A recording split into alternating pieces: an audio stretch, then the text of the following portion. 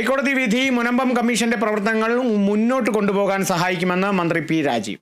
മുനമ്പം നിവാസികൾക്ക് നിയമപരമായി എന്തെല്ലാം സഹായം നൽകാമെന്ന വഴികൾ തേടാനാണ് കമ്മീഷനെ നിയോഗിച്ചതെന്നും അതിവേഗത്തിൽ തന്നെ കമ്മീഷൻ പ്രവർത്തനം പൂർത്തിയാക്കുമെന്നും അദ്ദേഹം പറഞ്ഞു.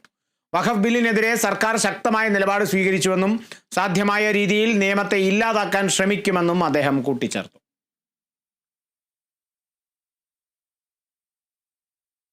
ആശ്വാസകരം തന്നെ. പക്ഷെ ഇപ്പൊ മുനമ്പം വഖഫ് മാത്രമല്ല എന്നുള്ളത് ഓർഗനൈസറുടെ ലേഖനം വ്യക്തമാക്കിയല്ലോ. എന്തായാലും നമ്മളെ സംബന്ധിച്ചിടത്തോളം കമ്മീഷന്റെ പ്രവർത്തനങ്ങൾ സുഗമമായി കൊണ്ടുപോകുന്നതിന് ഒരു അനുകൂലമായ സാഹചര്യം ഈ ഡിവിഷൻ ബെഞ്ച് വിധിയോടുകൂടി സംജാതമായിട്ടുണ്ട്.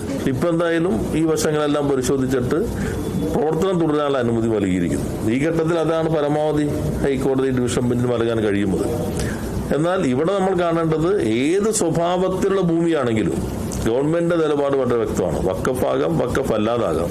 എങ്ങനെയാണെങ്കിൽ പോലും അവിടെ വർഷങ്ങളായി താമസിച്ചുകൊണ്ടിരിക്കുന്ന ആളുകൾക്ക് നിയമപരമായിട്ടുള്ള ഭൂമിയിലുള്ള അവകാശം ഉറപ്പുവരുത്തണം. അതാണ് സർക്കാരിന്റെ കാഴ്ചപ്പാട്.